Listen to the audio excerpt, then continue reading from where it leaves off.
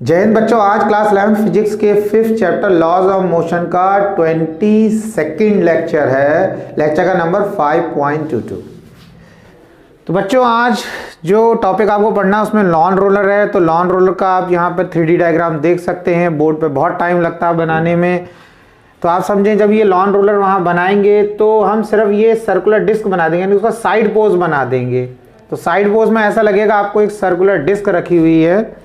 तो आप lawn roller देख सकते हैं। इस टाइप के लॉन रोलर की बात कर रहे हैं जो हम लॉन को लेवलिंग करने के लिए यूज़ होते हैं। क्रिकेट मैच में भी जो पिच होती है उसे लेवलिंग करने के लिए यूज़ करते हैं।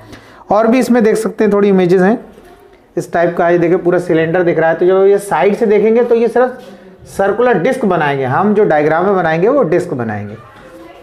तो आप देख रहे हैं यहाँ पर क्या हो रहा है, ये इसको इस तरीके से पकड़ा हुआ है। तो इसको ये पुल भी कर सकते हैं, पुश भी कर सकते हैं, दोनों काम कर सकते हैं। पुल करने पर भी ये रोल करने लगेगा और पुश करने पर भी ये रोल करने लगेगा। तो अब डेरिवेशन स्टार्ट करते हैं। आज जो आप क्वेश्चन करेंगे वो या जो डेरिवेशन करेंगे तो वो डेरिवेशन आपसे कैसे पूछा जाएगा या किस तरीके से आज जो आप टॉपिक पढ़ने जा रहे हैं उस पर क्वेश्चन आपसे पूछा जा सकता है, वो मैंने बोर्ड पे लिख रखा है, आप देख सकते हैं। Why it is easier to pull than push a lawn roller. किसी लॉन रोलर को पुल करना, खींचना, पुश करने के कंपैरिजन में आसान क्यों होता है। यानी कि वो लॉन रोलर है, जो लॉन रोलर आपने देखा क्रिकेट मैच होता है तो पिच को लेवलिंग करने के लिए यूज होता है, गार्डन में लॉन में यूज होता है, इसलिए इसका नाम लॉन रोलर। उसको अगर ऐसे पुल कर रहे हैं तो वो आसान है as compared to push. Push करने में हमें ज़्यादा ताकत लगानी पड़ेगी और पुल करने में कम ताकत लगाना पड़ेगी। तो मैंने दोनों का डायग्राम बना रखा है, इसको थोड़ा समझ लें। पहला ये है पुल का केस। तो कर क्या रहे हैं कि ऑब्जर्वर खड़ा है इस साइड और वो इस डायरेक्शन में इसको खींच रहा है। अब आपको लग रहा है ये कैसे डायग्राम, तो आप इसे समझें कि ये हमारा लॉन रोलर जो सिलेंड्रिकल शेप का है। तो आप इस साइड को देख रहे हो तो ये साइड देखने पर तो आपको सर्कुलर ही दिखेगी। तो ये आपको साइड पोज दिख रहा है सिलेंडर। किसी सिलेंडर का अगर साइड पोज देखे तो वो सिलेंडर इस तरीके दिखेगा सर्कुलर, ये हो गया। तो इस तरीके से सिलेंडर ऐसा रखा हुआ है, समझ लो मोटा सा सिलेंडर है तो आपको इस साइड से दिख रहा है, तो आपको ये दिख रहा है। तो ये क्या कर रहा है, उसको पुल कर रहा है। अब ये जो पुल कर रहा है तो इस फोर्स का डायरेक्शन ना तो हॉरिजॉन्टल के लॉन्ग ना वर्टिकल के लॉन्ग है। तो देखो क्या होता है, अगर मान लो कोई फोर्स ऐसे लग रहा हो, इसी को मैं लेके बताता हूँ फोर्स को। हॉरिजॉन्टल के लॉन्ग फोर्स लग रहा है Fx 10 न्यूटन। अब हमसे कोई कहता है कि वो वर्टिकल के लॉन्ग कितना फोर्स लग रहा है, तो हम बिल्कुल बता सकते हैं वर्टिकल के लॉन्ग 0 है क्योंकि तो हॉरिजॉन्टल के लॉन्ग लग रहा है। लेकिन अगर कोई कहते कि भाई ये Fy 10 है, अब बताओ Fx कितना है, तो हम Fx 0 बता देंगे। लेकिन अगर कोई कह दे कि फोर्स ऐसे लग रहा है, ना तो ये हॉरिजॉन्टल के लॉन्ग है ना वर्टिकल के लॉन्ग है, यानी कि F जो है वो हमारा 10 है, तो अब हम ये नहीं बोल सकते कि इसका हॉरिजॉन्टल Fx 0 हो जाएगा या Fy 0 हो जाएगा, ऐसा हम नहीं बोल सकते। ये दोनों अब 0 नहीं होंगे, ये 0 अब नहीं होंगे, इनकी कुछ वैल्यू आएगी। तो इसीलिए क्या होता है, जैसे जब यहाँ पर फोर्स लग रहा है ऐसे, तो इसे हमें क्या करना है, हमें हॉरिजॉन्टल और वर्टिकल कंपोनेंट निकालना है। तो इसलिए इसको तोड़ेंगे, दो कंपोनेंट में तोड़ेंगे। और अगर ये सीधा हॉरिजॉन्टल के लॉन्ग लग रहा हो तो हमें तोड़ने की जरूरत नहीं थी, सीधा कहते वर्टिकल कंपोनेंट 0 है, हॉरिजॉन्टल तो दिख ही रहा है। तो समझ आया क्यों रिजॉल्व कर रहे हैं, तो मैंने ये पहले तो आपको रीजन बताया रिजॉल्व कर क्यों रहे हैं, उसको तोड़ क्यों रहे हैं, दो कंपोनेंट में क्यों डिवाइड कर रहे हैं। तो जो दो कंपोनेंट में बनाया इसको आप समझ लें, एक कंपोनेंट बनाया हॉरिजॉन्टल के लॉन्ग, एक वर्टिकल के लॉन्ग। तो इसके जो दो कंपोनेंट बनेंगे ऐसे समझ लो, ये F है, इसको बीच में से काटा, ये पेन F है, इसको काटा, आधा पेन इधर कर दिया, आधा पेन इधर कर दिया, बीच में तो पेन रहेगा नहीं। जब किसी को रिजॉल्व कर लेते हैं वो खत्म हो जाती है, इसको कंपोनेंट में कन्वर्ट हो जाती है।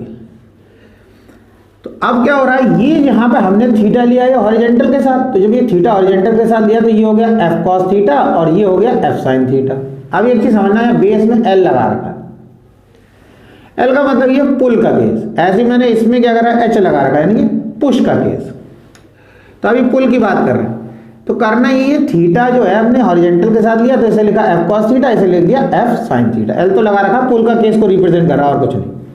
हम थीटा यहाँ भी ले सकते थे। अब आप क्या करना है, अगर आपको वर्टिकल के साथ लेना है वर्टिकल के साथ ले लो, तो ये वाला कॉस थीटा हो जाएगा, ये साइन थीटा हो जाएगा। लेकिन एक चीज ध्यान रखना, अगर आपने इसमें पुल के केस में हॉरिजॉन्टल के साथ थीटा लिया तो आप पुश के केस में भी हॉरिजॉन्टल के साथ लेंगे, और अगर आपने पुल के केस में इधर वर्टिकल के साथ थीटा ले लिया तो इस पुश के केस में वर्टिकल के साथ लेंगे। मतलब दोनों में एक जैसा करना है, ऐसा नहीं इसमें हॉरिजॉन्टल के साथ थीटा ले लिया इसमें वर्टिकल के साथ, तभी गलत हो जाएगा, वो फिर आप उसको एक्सप्लेन नहीं कर पाओगे। बात समझ में आ रही? फिर वो आप उस चीज को एक्सप्लेन नहीं कर पाओगे। तो हमें इस तरीके से करना है, किया जा सकता है, लेकिन मैं बता रहा हूँ वो टिपिकल हो जाएगा। ये सबसे आसान तरीका है कि यहाँ थीटा लेना तो यहाँ थीटा ले लो, वर्टिकल के साथ ले लो, वर्टिकल के साथ ले लो, ठीक है। अब क्या हो रहा है यहाँ पर, अब हम पहले बात करेंगे इसकी। अब ये जो f है इसे हमने रिजॉल्व करा, दो पार्ट में तोड़ा, एक कंपोनेंट बनाइए एक कंपोनेंट बनाइए। वेट लग रहा है नीचे की तरफ, नॉर्मल रिएक्शन लग रहा है ऊपर की तरफ। तो देखो हम क्या बोल सकते हैं कि r का डायरेक्शन ऊपर की तरफ है, इसका डायरेक्शन ऊपर की तरफ, और वेट का डायरेक्शन नीचे की तरफ। तो मैं इक्वेशन कैसे लिखूंगा? फॉर पुल मैं लिख दे रहा हूं f sine theta plus r जो है w के बराबर। अब आप बोलोगे ये कैसे लिख दिया? तो हम ये बोल रहे हैं कि हम इसलिए बोल रहे हैं कि ये बराबर है, अगर ये वेट इन दोनों के सम से ज़्यादा हो जाए, यानी कि W की वैल्यू फॉर एग्जांपल ऐसा हो जाए, तो ये जो लॉन रोलर है जमीन में धंस जाएगा। और अगर ये ऐसा हो जाए तो ये लॉन रोलर आसमान में उड़ जाएगा। दोनों में से कुछ नहीं हो रहा है, तो इसीलिए हमने क्या बोला, ये दोनों बराबर, ना ये जमीन में धंस रहा ना आसमान में उड़ के जा। अब हमने करना ये है कि हमें R निकाल लेना है। W को यहाँ लिखा माइनस, ये लेफ्ट से राइट में जाएगा, प्लस का यहाँ पर एफ एल साइन थीटा।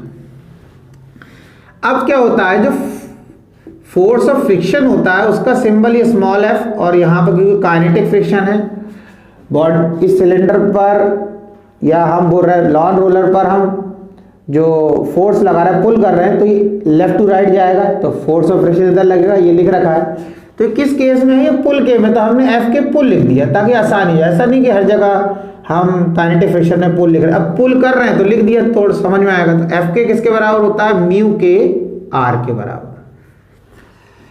अब हमने लिखा एफ के पुल, और ये म्यू के की जगह तो म्यू के लिखा, और आर की जगह क्या कर दिया, ये पूरा आर किसके बराबर, W minus F sine theta. तो W minus F sine theta, ये इसको ही छोड़ देना, ये हमारा ही छोड़ देना। अब हमें क्या करना है, दूसरा ले लेते हैं for push.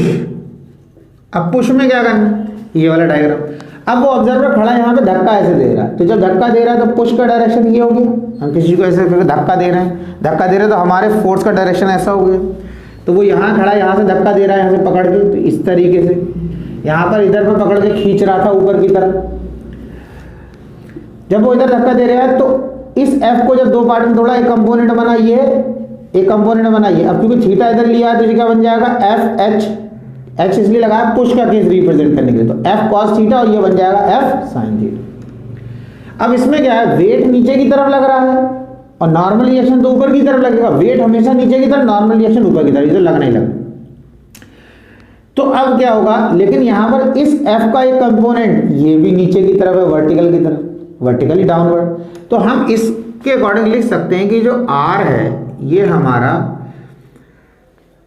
W plus F h sine theta के बराबर है। क्यों, वही रीजन, हम ये बोलेगा R बढ़ जाएगा तो ये उड़ के ऊपर चला जाएगा, और इन दोनों की वैल्यू R से ज़्यादा हो जाएगी तो जमीन में धंस जाएगा। ऐसा कुछ हो नहीं रहा, तो R इन दोनों के सम के बराबर। अब फिर फॉर्मूला लिखेंगे काइनेटिक फ्रिक्शन F के। अब क्या पुश का केस है तो पुश लिख दिया यहाँ पर ऊपर, म्यू के R के बराबर होता है। अब हमने क्या करा, F के पुश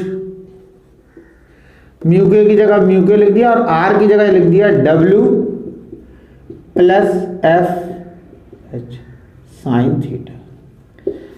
अब आप क्या करो, इन दोनों इक्वेशन को देखो, इसको इक्वेशन मान ले रहा फर्स्ट, इसको इक्वेशन मान ले रहा सेकंड।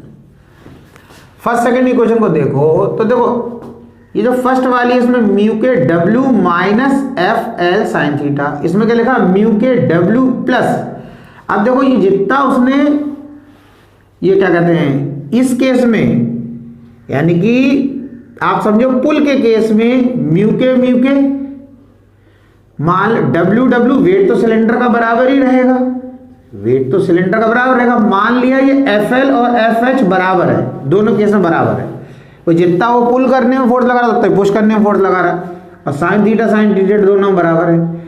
दोनों केस में किस में ज्यादा F की वैल्यू आ रही, तो देखो यहां पर ये प्लस में है, यहाँ माइनस में, यानी कि अगर इसको सॉल्व करोगे तो F के पुल की वैल्यू आ जाएगी, इसको सॉल्व करोगे तो F के पुश की वैल्यू आएगी। तो हम इन दोनों इक्वेशन से बोल सकते हैं कि F के पुश की वैल्यू जो है वो ज्यादा होगी किसके कंपैरिजन में, F के पुल की। इसको सॉल्व करने में ज्यादा प्लस में, इसको पूरे को सॉल्व करोगे तो कम वैल्यू होगी माइनस में। तो जब पुश के केस में ज्यादा काइनेटिक फ्रिक्शन प्रोड्यूस होगा एज कंपेयर टू पुल, तो किस में मुश्किल होगी, पुश करने में मुश्किल होगी, और पुल करने में आसानी हमें होगी, पुल करने में हमें आसानी होगी। बात समझ में आ रहा नहीं आ रहा है? तो इसीलिए तो हम जब ये एक्सप्रेशन लास्ट में लिख देंगे तो इसी से लिखें, so we can say that it is easier to pull than push on roller. Pull करना पुश करने के कंपैरिजन में ज्यादा आसान होता है। समझ आया? तो इस तरीके से आप मैथमेटिकली जब इसको आप प्रूव करेंगे तो ज़्यादा ऐसा नहीं कि डायरेक्टली लिख दिया, कि वो जब वहाँ पर क्वेश्चन बोलेंगे कि भाई पुल करना जो है वो पुश करने के कंपैरिजन में किस तरीके से दीजिए, तो इस तरीके से आप उसको प्रॉपरली डायग्राम बना के और इसको डिराइव करके दिखाएंगे तो आपको पूरे मार्क्स मिलेंगे। तो बच्चों आज ये छोटा सा लेक्चर था, तो अगर आपको लेक्चर अच्छा लगा हो तो आप अपना फीडबैक ज़रूर दें, वीडियो को लाइक करें, शेयर करें, सब्सक्राइब कर लें। मेरे आपको आगे वीडियो ऐसे कंटिन्यूस मिलते रहेंगे। कोशिश करते रहें, कोशिश करने वालों की हार नहीं होती, मेहनत कभी बेकार नहीं होती। पढ़ते रहें, आगे बढ़ते रहें।